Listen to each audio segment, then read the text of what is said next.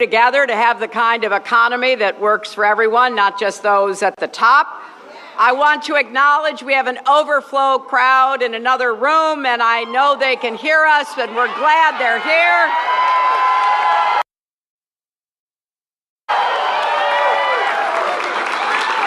I want to thank your Congresswoman, Marcy Kaptur, for her leadership, her grit. I want to thank Mayor Paula Hicks Hudson. And the mayor told me there's a young man here who just won a boxing championship, Robert Easter. Where's Robert Easter? There you are, Robert Easter. Congratulations. I know Toledo is proud of you. We all are. I want to thank Kenyatta for that introduction. Do we have any other UAW members here? You know, it's a great day to be here in Ohio for a lot of different reasons. One is I am so thrilled that LeBron James has endorsed me and joined our campaign. I know I've gotten a lot of wonderful endorsements over the past year and a half. I'm grateful for each and every one of them. But I gotta say, there's something special about this one. And it's a real honor in part because of why he chose to endorse me. Now, not everyone knows this. I mean, you all know what an amazing athlete he is, MVP, winner of championships, but LeBron is also a dedicated advocate for children. And this afternoon, I'll be in Akron, where he's done so much for the kids in that community. It's a deep personal commitment that he has that I share with him. We both believe every single child should have the chance to live up to his or her God-given potential. I could not be prouder to have LeBron joining our team as we head into the home stretch. Now, one thing I know, I'll just say it, because I know it's for sure. I hope to be elected president, but I know here in Ohio, LeBron will always be the king. I was listening to Kenyatta introduce me, and I really appreciated what she said, because Toledo is the kind of place where people work hard, look after one another, and yes, pay their taxes, right? You know, you recognize that we all have to do our part because we are all in this together and it matters. We believe honest work deserves honest pay. We believe everyone should have the right to join a strong union that will always have your back. It's personal for me. I'm the granddaughter of a factory worker from Scranton, Pennsylvania. He went to work in the same lace mill every day for 50 years. He believed, he passed it down to my dad, who passed it down to me, that if he did what he was supposed to do, he'd have a good life and his kids would have an even better life. That is the American dream. That is what we believe in. That's what we've got to keep going, generation after generation. And because of my grandfather's hard work, my dad made it to college. And then after serving in the Navy during World War II, he started his own small business printing fabric for draperies. As a young girl, I'd sometimes go to his print plant. It was a long building, no natural light, no windows, but he had these long tables where he'd roll out the fabric, and then I'd watch him work with silk screens, if you've ever seen that. He would take the silk screen, he'd put it down, he'd pour the paint in, he'd take the squeegee, he'd go across all the way down to the end of one table, then over to the next table, all the way back, and then if there was a second color to be added, he would do that. He sometimes let me help with the squeegee. That was my favorite part. And I know he worked really hard. He worked really hard. He believed in hard work. He passed that on to me. He provided a good middle-class life for us. So I am proud to stand with hardworking families all over Toledo, Ohio, and America who should have the same chance that I did to share in the American dream, which should be big enough for everybody.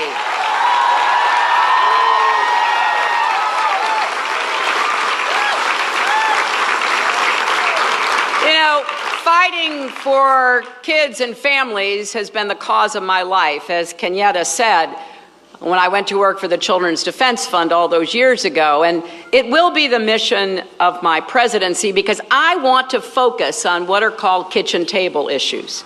You know, the ones that keep you up at night, like the cost of childcare and college and prescription drugs and so much else. And that means we've got to create more good jobs with rising incomes. That means we've got to have good schools in every zip code. That means everybody willing to work, and I say that very clearly. You got to be willing to work, and if you're willing to work, you should be able to get ahead and stay ahead. That is the basic bargain. Now, I don't know about you, but you wouldn't think that the theme of my campaign, getting an economy to work for everyone, not just those at the top, would be controversial.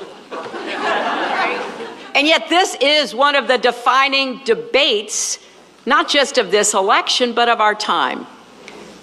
Now, I will say most American companies, most, are run by honorable, patriotic people who care about their employees and communities, but there are still too many powerful interests fighting to protect their own profits and privileges at the expense of everyone else.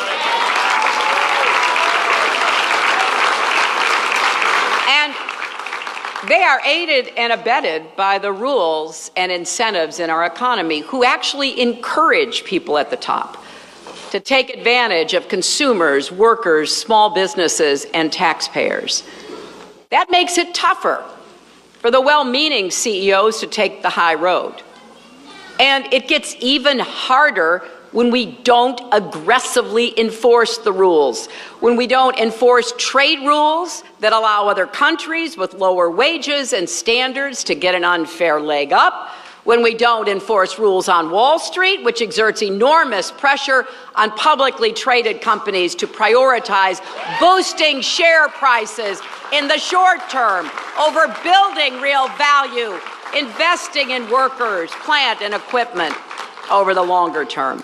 And let's be honest, the tax code rewards corporations for outsourcing jobs and their profits overseas instead of investing here in the United States. And it is riddled with loopholes that let the rich get even richer and make income inequality even worse. It tilts the playing field further against small businesses that can't afford lawyers and lobbyists. So with all these pressures pushing in the wrong direction, it's even more important that we have an election about these very issues. Because what I know will happen if we have an election where we have an agenda that actually would begin to level that playing field, we will rebuild the middle class, we will make work pay, we will create greater opportunities for a great percentage of Americans.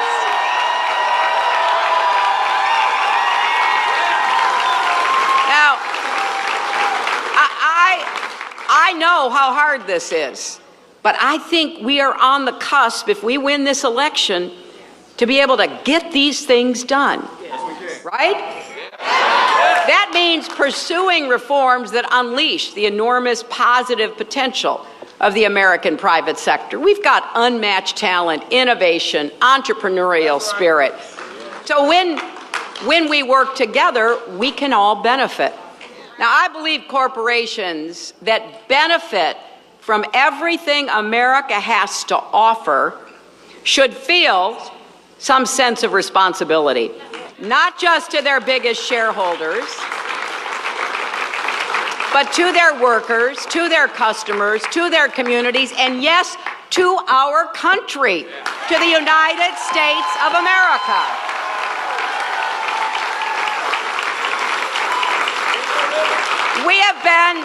We have been moving off track for decades. I don't need to tell you that. You know it. You've lived it. You've seen it. But it is time to get back on track. And you can ask anybody who's ever worked for me or worked with me, who's ever served with me. When I tell you I'm going to try to do something, I will get up every single day and work my heart out for you.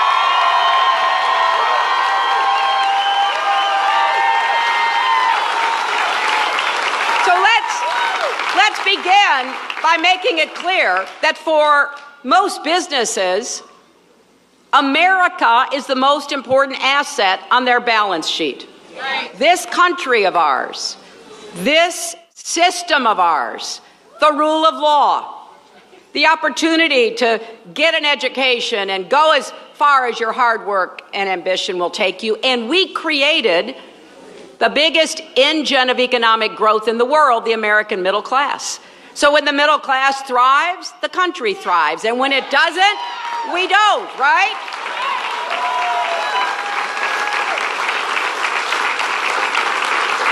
And I'm going to use the White House and every tool at my disposal as your president to make the case that patriotism is profitable.